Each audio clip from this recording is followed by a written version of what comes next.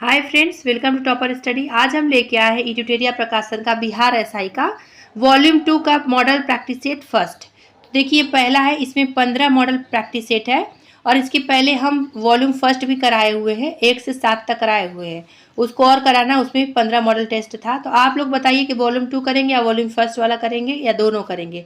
तो देखिए क्या होता है ना, जितना प्रैक्टिस सेट लगाए उतना कम है। तो एग्ज़ाम भी नज़दीक आ गया आप लोग का, तो बहुत ज़रूरी है प्रैक्टिस सेट लगाना, ताकि आप लोग टाइम मैनेज कर सके, क्वेश्चन कैसे हैंडल करना है एग्जाम में उसको देख सकें। तो आप लोग बताइए, दोनों कराएं या वॉल्यूम 2 का ही कराएं। तो चलिए स्टार्ट करते हैं। आप लोग चैनल पर पहली बार विजिट कर रहे होंगे तो सब्सक्राइब जरूर कर दीजिएगा। करते हैं, निम्नलिखित में से किस शासक ने महामल्ल की उपाधि धारण की थी? तो इसका आंसर होगा बी, नरसिंह वर्मन प्रथम ने। तो देखिए, इसका डिटेल इनका जान जाइए, कई बार पूछा जाता है इनके बारे में कि किस वंश के शासक थे। तो ये नरसिंह वर्मन प्रथम पल्लव वंश के शासक थे। देख, कहीं नोट डाउन कर लीजिए। और इन्होंने महामल्ल की उपाधि धारण की थी। एक और इन्होंने उपाधि धारण की थी, उसका नाम क्या था? तो वातपी कोंड था। कहीं ये भी नोट डाउन कर लीजिए, बहुत इंपॉर्टेंट है, ये भी पूछा गया कई एग्जामों में। लेकिन महामल्ल की उपाधि धारण की थी, कई बार पूछा गया। देखिए, वातपी कोंड हो जाएगा ये। इन्होंने दूसरी भी उपाधि धारण की थी। ठीक है, अब इनके बारे में जानिए कि पल्लव वंश के संस्थापक कौन थे, ये भी पूछता है। तो सिंह विष्णु थे पल्लव वंश के संस्थापक। पल्लव वंश की राजधानी कांचीपुरम थी, ये बहुत इंपॉर्टेंट है, ये भी पूछा गया है। और महाबलीपुरम स्थित एकाश्म मंदिर का निर्माण नरसिंह वर्मन प्रथम द्वारा ही करवाया गया था। और पल्लव वंश के शासक वैष्णव धर्म के अनुयायी थे। पूछता कि किसके अनुयायी थे ये पल्लव वंश के शासक? तो वैष्णव धर्म के। और कांची स्थित कैलाश मंदिर का निर्माण नरसिंह वर्मन द्वितीय द्वारा करवाया गया था। ध्यान दीजिएगा, कांची स्थित कैलाश मंदिर का निर्माण किसने करवाया था? नरसिंह वर्मन द्वितीय ने करवाया था। इनके बारे में इतना आप लोग डिटेल लिख लीजिए। मंदिर बनाने की कला का विकास सर्वप्रथम किस काल में हुआ था? तो इसका आंसर होगा गुप्त काल में। अब गुप्त काल से कितना प्रश्न पूछा जाता है, तो नोट डाउन कर लीजिए जितना बता रहे हैं। तो इसका गुप्त वंश के संस्थापक कौन थे पूछा जाता है। तो गुप्त वंश के संस्थापक थे श्रीगुप्त। श्रीगुप्त क्या थे? गुप्त वंश के संस्थापक थे, ध्यान दीजिएगा। और उसके बाद इस वंश के शासक चंद्रगुप्त प्रथम ने कौन सी उपाधि धारण की थी, ये पूछता है। तो महाराजा धीराज की उपाधि धारण की थी, ध्यान दीजिएगा। महाराजा धीराज की उपाधि गुप्त वंश के शासक चंद्रगुप्त प्रथम ने धारण की थी, ये पूछता है। और गुप्त संवत जो है कि उसकी शुरुआत किसने की थी? तो चंद्रगुप्त प्रथम ने शुरुआत की थी। और समुद्रगुप्त को क्या कहा था? तो भारत का नेपोलियन कहा था। देखिए, समुद्रगुप्त जो था गुप्त वंश का ही शासक था, तो उसको क्या कहा था? समुद्रगुप्त के बारे में पूछा जाता है कि समुद्रगुप्त को क्या कहा जाता है? समुद्रगुप्त को भारत का नेपोलियन कहा जाता है, ध्यान दीजिएगा। और समुद्रगुप्त को कविराज के उपनाम से भी जाना जाता है। ये सब लुसेंट में अच्छे से दिया है। और उसके बाद प्रसिद्ध कवि जो हरिशेण हैं समुद्रगुप्त के दरबार में रहते थे। पूछता है ना कि हरिशेण कहाँ रहते थे? समुद्रगुप्त के दरबार में रहते थे। और गुप्त वंश का अंतिम शासक कितनी बार पूछा है कई एग्जामों में? तो विष्णुगुप्त हो जाएंगे गुप्त वंश के अंतिम शासक। ठीक है, ये सब सारा इंपॉर्टेंट है, ये सारा पूछा गया है। ठीक है, विष्णुगुप्त हो जाएंगे। नेक्स्ट देखिए, यूनानी शासक मिनांडर को पराजित किसने किया था? तो इसका आंसर होगा ए, पुष्यमित्र शुंग ने। अब पुष्यमित्र शुंग ने अपने कार्यकाल के दौरान 2 अश्वमेध यज्ञ करवाए थे। ठीक है, ध्यान दीजिएगा। और शुंग वंश की राजधानी क्या थी? कितनी बार पूछा गया? तो विदिशा थी शुंग वंश की राजधानी। ये बहुत इंपॉर्टेंट प्रश्न भी है। और भरहुत स्तूप का निर्माण जो है पुष्यमित्र शुंग ने ही करवाया था। भरहुत स्तूप के बारे में पूछता है। और शुंग वंश का अंतिम शासक कौन था? इतनी बार पूछा है, बिहार में कोई भी एग्जाम दीजिए जरूर पूछता है किसी न किसी एग्जाम में। देखिए, शुंग वंश का अंतिम शासक देवभूति था। और शुंग वंश की राजधानी विदिशा थी। अब भरहुत स्तूप का निर्माण पुष्यमित्र शुंग ने करवाया था। और पतंजलि जो थे पुष्यमित्र शुंग के सभा में रहते थे, ये भी पूछता है। नेक्स्ट, चंद्रगुप्त मौर्य मगध की राजगद्दी पर कब बैठा था? तो इसका आंसर होगा 322 ईसा पूर्व में बैठा था। अब इस चंद्रगुप्त मौर्य के बारे में इतना बार पूछा जाता है, कई प्रश्न पूछा जाता है, तो आप लोग कहीं नोट डाउन करिए कि चंद्रगुप्त मौर्य जो है क्या नाम है, मौर्य वंश के संस्थापक कौन थे पूछता है। तो मौर्य वंश के संस्थापक है चंद्रगुप्त मौर्य। और इनका जन्म कब हुआ था? कहीं कहीं पूछ लेता है एग्जाम में। तो 345 ईसा पूर्व में इनका जन्म हुआ था। और फिर उसके पास पूछता है कि जस्टिस ने चंद्रगुप्त मौर्य को क्या कहा था, या तो ऐसे पूछता है कि सेंड्रोकोटस किसने कहा था और किसको कहा था। तो सेंड्रोकोटस कहा था जस्टिस ने चंद्रगुप्त मौर्य को। और चाणक्य चंद्रगुप्त मौर्य के प्रधानमंत्री थे, ये भी नोट डाउन कर लीजिए। प्रसिद्ध पुस्तक जो अर्थशास्त्र किसने लिखा था? चाणक्य ने लिखा था। आप चंद्रगुप्त मौर्य ने किस धर्म के अनुयायी थे चंद्रगुप्त मौर्य? ये पूछता है एग्जाम में। तो जैन धर्म के अनुयायी थे चंद्रगुप्त मौर्य। इतना पॉइंट याद रखिएगा। नेक्स्ट देखिए, किस वेद में परीक्षित को कुरुओं का राजा कहा गया? तो इसका आंसर होगा अथर्ववेद। अथर्ववेद की रचना किसने की थी? तो अथर्वा ऋषि द्वारा किया गया था अथर्ववेद की रचना। जो गोपद ब्राह्मण का संबंध है किससे? तो अथर्ववेद से गोपद ब्राह्मण का संबंध है। और सबसे अंतिम में रचित वेद के रूप में अथर्ववेद को जाना जाता है, ये भी पूछा गया है। मोहम्मद बिन तुगलक ने किसे दिल्ली का काजी नियुक्त किया था? तो इसका आंसर होगा इब्न बतूता को। बहुत बार पूछा गया कि मोहम्मद बिन तुगलक ने किसे दिल्ली का काजी नियुक्त किया गया? तो इब्न बतूता को क्या किया है? काजी नियुक्त किया था। और रेला नामक पुस्तक की रचना किसने की थी? तो इब्न बतूता द्वारा की गई थी। और यह मोहम्मद बिन तुगलक के समय भारत आया था। ये भी पूछता है कि किसके समय भारत आया था? तो मोहम्मद बिन तुगलक के समय भारत आया था। रेला नामक पुस्तक किसने रचना की थी? और यह कहाँ का निवासी थे? तो मोरक्को का निवासी था। ये सब प्रश्न पूछा गया एग्जामों में। दिए गए प्रश्नों में कौन सा सही सुमेलित नहीं है? तो ये देखिए कौन सा सही सुमेलित नहीं है, एग्जाम में देखिएगा नहीं पूछा गया कि है पूछा गया, आप सर्कल बना लीजिएगा ताकि आप लोग गलत ना हो। तो इसका आंसर हो जाएगा डी, ये वाला सही नहीं है। क्यों? क्योंकि दीवान मुस्तखराज का जो किया था विभाग का स्थापना वो किया था अलाउद्दीन खिलजी ने। याद कर लीजिए कि दीवान मुस्तखराज की स्थापना किसने की थी? अलाउद्दीन खिलजी ने। और दीवान खैरात का तो फिरोज शाह तुगलक ने, दीवान अर्ज का बलबन ने, और दीवान कोई का मोहम्मद बिन तुगलक ने। अकबर ने किस वर्ष स्वयं को हरमदर्द से मुक्त कर लिया? तो इसका आंसर होगा 1562 में। और ये भी पूछता है कि दास प्रथा का अंत भी कब किया था अकबर ने? तो 1562 ईस्वी में ही अकबर ने दास प्रथा का भी अंत किया था। और अकबर द्वारा हल्दी घाटी का युद्ध कब लड़ा गया था? तो 1576 में हल्दी घाटी का युद्ध लड़ा गया था अकबर द्वारा। और अकबर ने बिहार प्रांत को कब जीता था? तो इसका आंसर होगा 1574 से 75 के बीच में अकबर ने बिहार प्रांत को जीता था। और प्रसिद्ध संगीतकार तानसेन जो है अकबर के दरबार में रहते थे, इतना याद रखिएगा आप लोग। किसके शासनकाल में बंगाल को भारत का स्वर्ग कहा जाता था? इसका आंसर होगा अलीवर्दी खां के शासनकाल में बंगाल को भारत का स्वर्ग कहा जाता था। अलीवर्दी खां, इसका आंसर सी हो जाएगा। किस गवर्नर जनरल के शासनकाल में राजकीय कोषागार को मुर्शिदाबाद से कलकत्ता स्थानांतरित किया गया था? तो इसका आंसर हो जाएगा वॉरेन हेस्टिंग्स। वॉरेन हेस्टिंग हो जाएगा इसका आंसर ए। देखिए इस जो 2-4 पॉइंट बताएंगे बहुत ही इंपॉर्टेंट एग्जाम में पूछा गया, उसको नोट डाउन करिए कि इसने 1781 ईस्वी में कलकत्ता में प्रथम मदरसा को स्थापित किया था। और प्रथम आंग्ल मराठा युद्ध 1775 से 1782 ईस्वी में वॉरेन हेस्टिंग्स के समय ही हुआ था। ठीक है। और इसी के समय 1784 ईस्वी में the Asiatic Society of Bengal की स्थापना हुई थी। पूछता कि the Asiatic Society of Bengal की स्थापना कब हुई थी? 1784 ईस्वी में।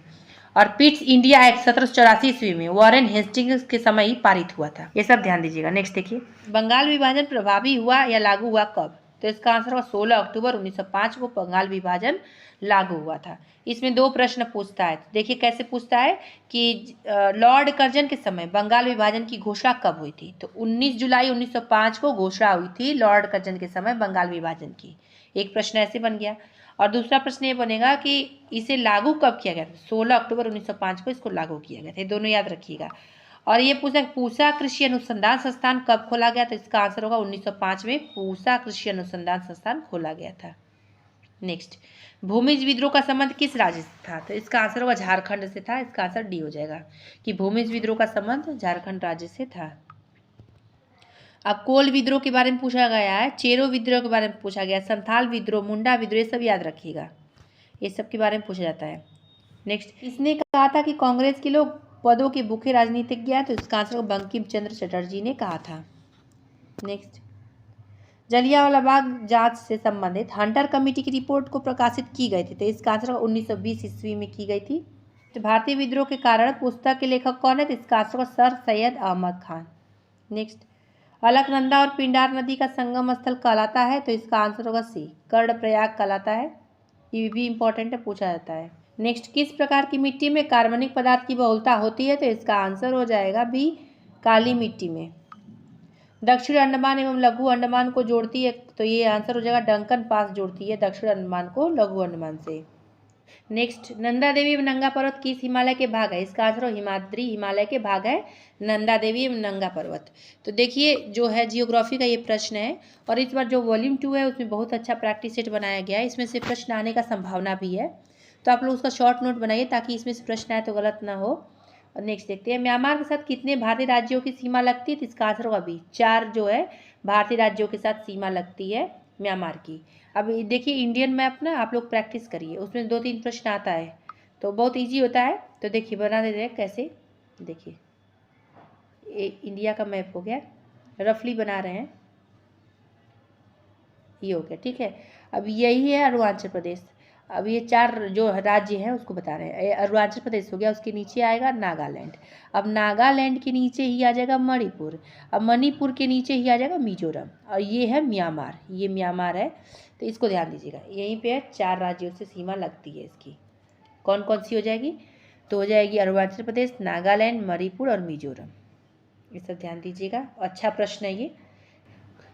कराकुम रेगिस्तान स्थित है, तो इसका आंसर हो जाएगा तुर्कमेनिस्तान में कराकुम रेगिस्तान स्थित है। नेक्स्ट, निम्नलिखित में से कौन सा झील रूस में स्थित नहीं है? तो नहीं है पूछा गया, तो इसका आंसर होगा डी, विनिपेग झील जो है रूस में स्थित नहीं है। बाकी अनेगा झील, लाडोगा झील और बैकाल झील, ये तीनों स्थित है रूस में। पूछा गया कई बार, तो विनिपेग झील कहाँ स्थित है ये पूछा गया, तो कनाडा में स्थित है विनिपेग झील। नेक्स्ट देखिए, दिए गए विकल्पों में कौन सा देश भू आवेष्टित देश नहीं है? तो इसका आंसर हो जाएगा पलाऊ। पलाऊ जो है तो भू आवेष्टित देश नहीं है। नेक्स्ट देखिए, पंबा सिंचाई परियोजना किस राज्य में स्थित है? तो इसका आंसर हो जाएगा केरल में पंबा सिंचाई परियोजना स्थित है। इंपॉर्टेंट है ये भी। तो बिहार के किस क्षेत्र में सबसे अधिक गन्ना का उत्पादन होता है? तो इसका आंसर होगा सी, उत्तर पश्चिमी क्षेत्र में सबसे अधिक गन्ना का उत्पादन होता है। तो उत्तर पश्चिमी क्षेत्र में कौन कौन से जिले आ जाएंगे? तो जैसे पूर्वी चंपारण आ जाएगा, पश्चिमी चंपारण आ जाएगा, सिवान आएगा, गोपालगंज आदि जिले आ जाएंगे। नेक्स्ट देखिए, रेखीय समिति का संबंध किस कर से है? तो इसका आंसर होगा बी, अप्रत्यक्ष कर से है। इकोनॉमिक्स का प्रश्न है, अच्छा प्रश्न है। भारत सरकार की कौन सी योजना या परियोजना वर्ष 2015 में शुरू नहीं किया गया था? तो इसका आंसर होगा डी, भारतमाला परियोजना। भारतमाला परियोजना की शुरुआत 2017 में हुआ था, अक्टूबर में 2017 में। किस पंचवर्षीय योजना के अंतर्गत राउरकेला इस्पात संयंत्र को स्थापित किया गया था? तो इसका आंसर होगा दूसरी पंचवर्षीय योजना के अंतर्गत राउरकेला इस्पात संयंत्र का स्थापना किया गया था। और देखिए, द्वितीय पंचवर्षीय योजना कार्यकाल क्या पूछा जा सकता है? तो 1956 से 1961 तक था। और यह योजना जो है किस मॉडल पर आधारित, ये भी पूछता है दूसरी पंचवर्षीय योजना। तो ये थी पीसी महालनोबिस मॉडल पर आधारित, कई बार पूछा गया है। अर्थव्यवस्था के दृष्टिकोण से शिक्षा किस क्षेत्र के अंतर्गत आता है? तो इसका आंसर तृतीय क्षेत्र में आता है, अर्थव्यवस्था के दृष्टिकोण से शिक्षा। आरबीआई द्वारा कॉमर्शियल बैंकों से जिस दर पर नगद राशि प्राप्त की जाती है उसे क्या कहा जाता है? तो इसका आंसर होगा रिवर्स रेपो दर कहा जाता है। इकोनॉमिक्स का प्रश्न है, बहुत अच्छा है, पूछा जाता है कि रिवर्स रेपो दर किसे कहते हैं? तो आरबीआई द्वारा कॉमर्शियल बैंकों से जिस दर पर नगद राशि प्राप्त की जाती है उसे कहते हैं। नेक्स्ट, संविधान के किस अनुसूची में कर एवं शुल्क लगाने का प्रावधान है? तो इसका आंसर होगा 7वीं अनुसूची में, ये भी इंपॉर्टेंट है। नेक्स्ट, भारतीय संविधान के अंतर्गत लोकतंत्र के आदर्शों को हम कहाँ देखते हैं? तो इसका आंसर हो जाएगा प्रस्तावना में देखते हैं, बहुत इंपॉर्टेंट है। किस मौलिक अधिकार का लक्ष्य सामाजिक भेदभाव का उन्मूलन करना है? तो इसका आंसर होगा 20, समानता का अधिकार। अब देखिए, भारतीय संविधान के अनुच्छेद 14 से 18 तक में समानता के बारे में बताया गया है, ये सब ध्यान दीजिएगा, ये पूछता है कई बार। किस संशोधन के तहत राष्ट्रपति को कोई भी मामला मंत्रिपरिषद द्वारा पुनर्विचार किए जाने के लिए वापस भेजने का अधिकार प्रदत्त किया गया है? तो इसका आंसर होगा बी, 44वां संविधान संशोधन द्वारा। ठीक है, अब ये देखिए, इसका डिटेल जो बता रहे हैं वो ध्यान दीजिएगा कि 44वां संविधान संशोधन अधिनियम 1978 द्वारा अनुच्छेद 74 के प्रथम में एक प्रावधान जोड़ा गया जिसके तहत राष्ट्रपति के पास कोई भी मामला मंत्रिपरिषद द्वारा पुनर्विचार किए जाने के लिए वापस भेजने का अधिकार प्राप्त है। ये पूछता है प्रथम स्पीकर कौन थे जिसके विरुद्ध लोकसभा में अविश्वास प्रस्ताव लाया गया था? तो इसका आंसर होगा बी, जीवी मावलंकर थे, इनके बारे में कई बार पूछा गया है। सूचना के अधिकार अधिनियम को राष्ट्रपति द्वारा कब स्वीकृति प्रदान की गई थी? तो इसका आंसर होगा जून 2005 में। देखिए, कहीं ना कहीं ये सब प्रश्न पूछा गया और रिपीटेड प्रश्न है कहीं ना कहीं एग्जामों में, बहुत सारा इसमें प्रश्न जो है, तो आप लोग इसको कर सकते हैं, बहुत अच्छा प्रैक्टिस सेट है ये, हमको अच्छा लगा ये वाला। नेक्स्ट देखिए, बिहार में पंचायत स्तर पर राज्य सरकार का प्रतिनिधित्व कौन करता है? तो इसका आंसर होगा ए, पंचायत सचिव करते हैं बिहार में पंचायत स्तर पर राज्य सरकार का प्रतिनिधित्व। नेक्स्ट, उपर्युक्त कथन के संबंध में कौन सा कथन सही है? तो इसको देखते हैं। कथन ए, संसद तथा राज्य विधानमंडल के स्वतंत्र तथा निष्पक्ष चुनाव कराने की शक्तियां एक स्वतंत्र इकाई अर्थात निर्वाचन आयोग को दी गई है। और कथन बी क्या है कि निर्वाचन आयुक्त को पद से हटाने का अधिकार राष्ट्रपति के पास है। बी देखते हैं, इसका आंसर हो जाएगा कि ए एवं बी दोनों सही है, परंतु बी सही स्पष्टीकरण नहीं है ए का, ध्यान दीजिएगा। नेक्स्ट, हिंदी को राजभाषा के रूप में मान्यता कब दी गई थी? इसका आंसर होगा 1949 ईस्वी में हिंदी को राजभाषा के रूप में मान्यता दी गई थी और 14 सितंबर को हिंदी दिवस मनाया जाता है, ये भी पूछा गया एग्जामों में। पंचायती राज सूची किसका विषय है? तो इसका आंसर राज्य सूची का विषय है, आंसर ये हो जाएगा। पंचायती राज बहुत इंपॉर्टेंट है। हरित गृह प्रभाव का अर्थ क्या है? तो वायुमंडल में ग्रीन हाउस गैसों के घनीकरण के कारण वायुमंडल में तापमान का वर्णन कराता है हरित गृह प्रभाव। इन्वायरमेंट का सब प्रश्न है। निम्नलिखित गैसों में कौन सी एक गैस पृथ्वी पर जीवन के लिए हानिकारक और लाभदायक दोनों है? तो कार्बन डाइऑक्साइड यानी CO2 है। नेक्स्ट, कार्टाजेना प्रोटोकॉल का संबंध है, तो इसका आंसर हो जाएगा सी, जैव सुरक्षा समझौता से कार्टाजेना प्रोटोकॉल का संबंध है। अब देखिए इसका हो जाएगा कि 29 जनवरी 2000 में स्वीकार किया गया था कार्टाजेना प्रोटोकॉल को, और इसका समझौता प्रभावी कब हुआ था ये पूछता है। 2003 में ये प्रभावी हुआ था। भारत में मैंग्रोव यानी ज्वारीय वन वनस्पति सर्वाधिक कहाँ पाई जाती है? तो इसका आंसर है सुंदरवन में पाई जाती है। ये बहुत इंपॉर्टेंट है, कई बार पूछा गया कई एग्जामों में। वन्यजीव संरक्षण अधिनियम किस वर्ष पारित किया गया था? तो इसका आंसर होगा 1972 ईस्वी में वन्यजीव संरक्षण अधिनियम पारित किया गया था, 9 सितंबर 1972 ईस्वी को। निम्नलिखित में से कौन सी पुस्तक रविंद्रनाथ टैगोर द्वारा नहीं लिखी गई है? नहीं लिखी गई है पूछा गया, तो इसका आंसर नेचर क्योर नहीं लिखा गया है, और बाकी सारा लिखा गया है इनके द्वारा। राष्ट्रपिता महात्मा गांधी को किस वर्ष पहली बार नोबेल पुरस्कार के लिए नामित किया गया था? तो इसका आंसर होगा बी, 1937 ईस्वी में नामित किया गया था। संयुक्त राष्ट्र औद्योगिक विकास संगठन का मुख्यालय कहाँ है? तो इसका आंसर हो जाएगा ए, वियना में इसका मुख्यालय है। चंद्रमा तल पर सफलतापूर्वक उतरने वाला पहला अंतरिक्ष यान कौन सा है? तो इसका आंसर लूना 9। नेक्स्ट, किस राज्य में प्रसिद्ध रत्नागिरी मठ स्थित है? तो इसका आंसर ओडिशा में, ओडिशा में स्थित है, बौद्ध मठ है, ध्यान दीजिएगा।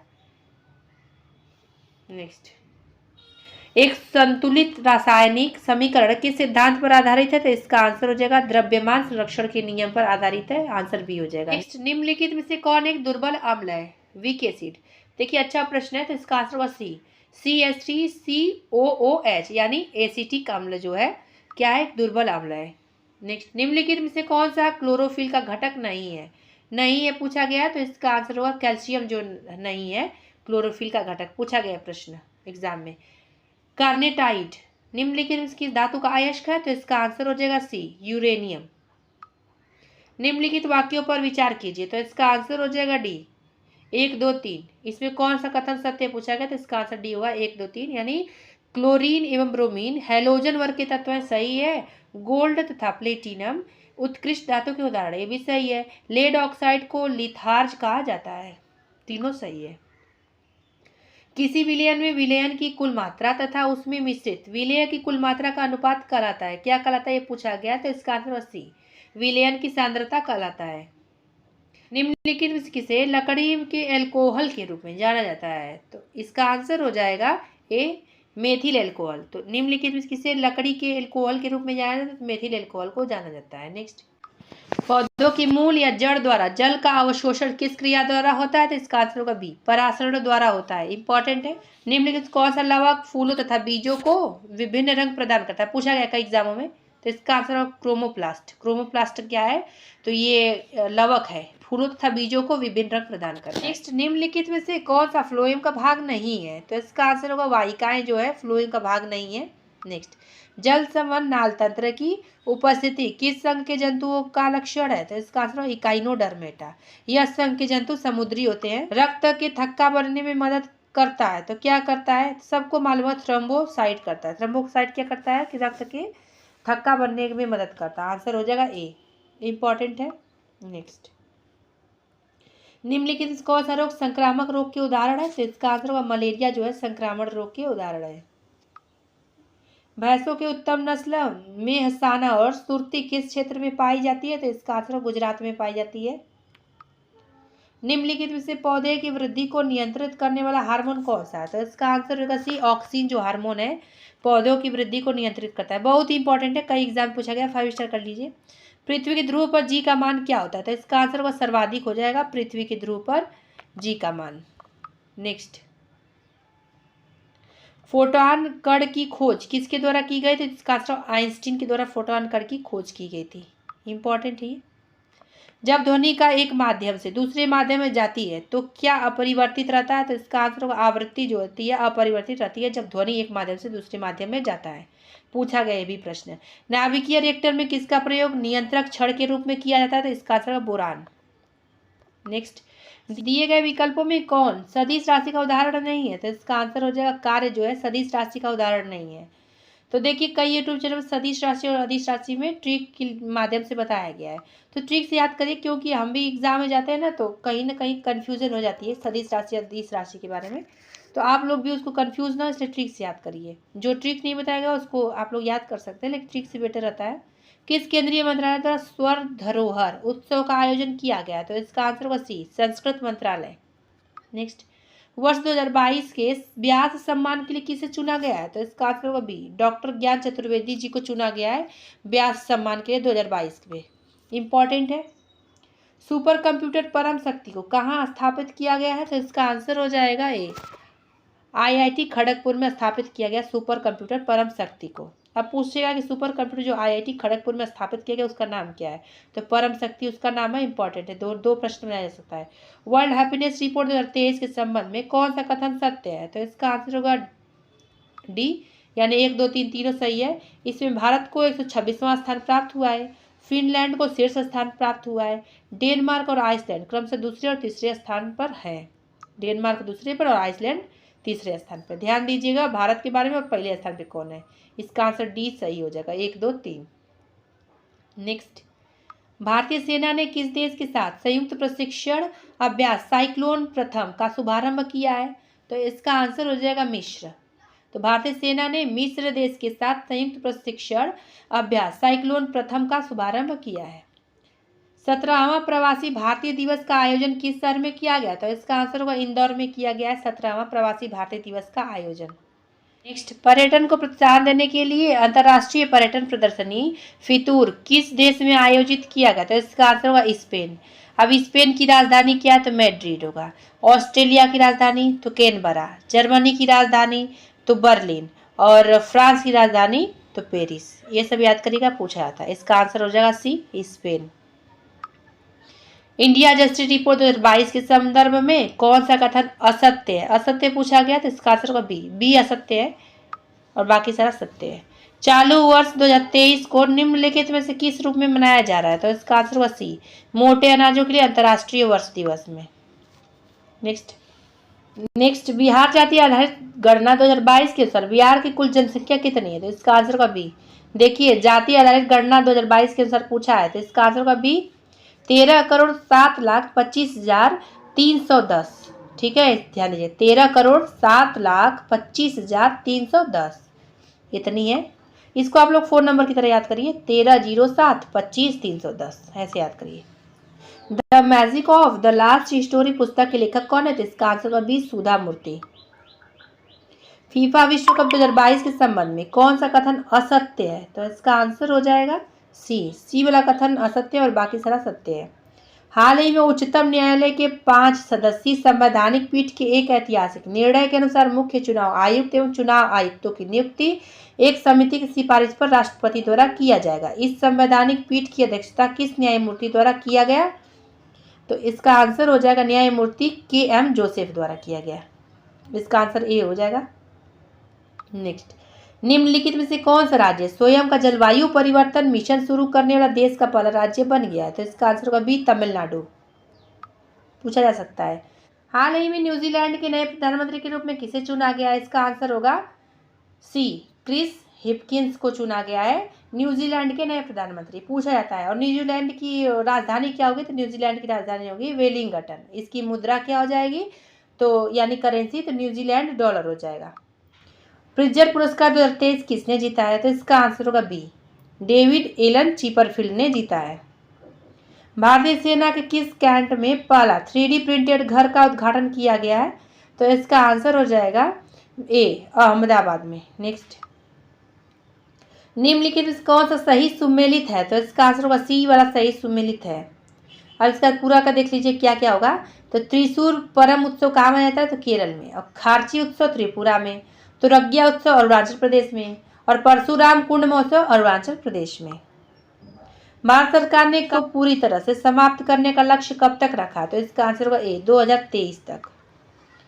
वर्तमान में भारतीय बीमा नियामक और विकास प्राधिकरण के अध्यक्ष कौन है? तो इसका आंसर हो जाएगा देवाशीष पांडा है, बी इसका आंसर हो जाएगा। नेक्स्ट, विश्व कैंसर दिवस 2023 के थीम या विषय क्या है, तो इसका आंसर होगा ए, क्लोज द केयर गैप हो जाएगा। इंपॉर्टेंट है, कब मनाया जाता है ये भी पूछा गया कई एग्जामों में। तो 4 फरवरी को विश्व कैंसर दिवस मनाया जाता है, 4 फरवरी को। नेक्स्ट, अर्जुन पुरस्कार 2022 के विजेता श्रीजा कुला का संबंध किस खेल से, तो इसका आंसर होगा डी, टेबल टेनिस से। इंपॉर्टेंट है, पूछा जा सकता है। नेक्स्ट देखिए, नेक्स्ट 49वां G7 शिखर सम्मेलन 2023 का आयोजन किस देश में किया जाएगा, तो इसका आंसर हो जाएगा, देखिए 49वां पूछा है, ध्यान दीजिएगा, तो जापान में होगा। और 50वां कहाँ किया जाएगा, 2024 में, तो इटली में किया जाएगा। वित्त वर्ष 2023-24 के लिए प्राथमिक घाटा का अनुमान लगाया गया है, तो देखिए इसको, इसका आंसर बी होगा उसे, लेकिन अब परसेंटेज में आप लोग से पूछा जा सकता है। तो जीडीपी का कितना प्रतिशत, 2.3% हो जाएगा, इसको ध्यान दीजिएगा। आंकड़ों में उतना इंपॉर्टेंट नहीं है। आर्थिक समीक्षा के अनुसार अप्रैल से सितंबर 2022 तक भारत में सर्वाधिक एफडीआई निवेश करने वाले देशों का सही क्रम क्या है, तो इसका आंसर हो जाएगा सिंगापुर, मॉरिशस और यूएई। क्या होगा, पहले सिंगापुर आ जाएगा, फिर मॉरिशस आएगा, फिर यूएई आएगा। इंपॉर्टेंट ये पूछता है, ये बहुत इंपॉर्टेंट है, पूछा ही जाता है। दो संख्याओं का अनुपात 3 संबंधित 4 है, यदि उनका मस 15 हो तो दोनों संख्याओं का लसा ज्ञात कीजिए। मस एवं लसा से प्रश्न आया है, तो इसका आंसर होगा ए, 180 इसका आंसर हो जाएगा। 97 का इसका आंसर हो जाएगा बी, 10 हो जाएगा। नेक्स्ट, 98 का इसका आंसर होगा सी, 99 का इसका आंसर होगा बी, 100 का इसका आंसर हो जाएगा ए, 6 तथा 8। फ्रेंड्स, यहीं पे वीडियो समाप्त होता है। ये वॉल्यूम 2 था, और आप लोग बोलेंगे तो वॉल्यूम 1 भी करा देंगे। उसमें 7 प्रैक्टिस सेट या 7 प्रैक्टिस सेट और बचा है उसमें, तो प्रैक्टिस सेट जितना करें उतना आप लोग के लिए अच्छा है। ठीक है, फिर मिलेंगे अगले वीडियो में अगले टॉपिक के साथ। वीडियो देखने के लिए धन्यवाद। पहली बार विजिट कर रहे चैनल पर सब्सक्राइब जरूर कर दीजिए, शेयर भी कर दीजिए ताकि अन्य लोगों को भी फायदा हो।